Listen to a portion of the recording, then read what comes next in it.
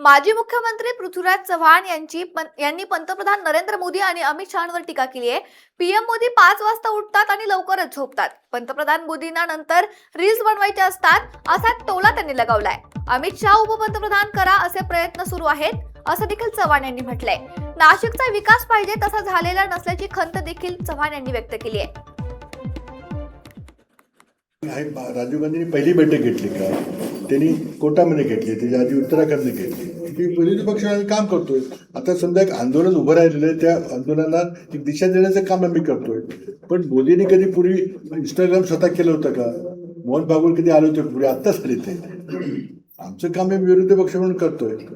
आता सरकार, केंद्र सरकार, माझी एकच विनंती आहे मोदींना तुमच्या मार्फत की तुम्ही इन्स्टा बघा, प्रेसचा तुमच्यासारख्या प्रश्न उत्तर द्या ना. आज जगातला एकमेव नेता आहे, हेड ऑफ द गव्हर्नमेंट, सरकारचा प्रमुख आहे, जो कधी प्रेसला बोलत नाही.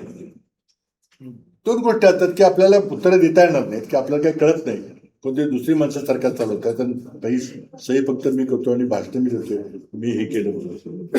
तुम्हाला आत्मविश्वास का नाही लोकांना फेस करायचे? सर, तसा एक प्रश्न आहे की तुम्ही म्हटलं की इथल्या युवकांना लक्षात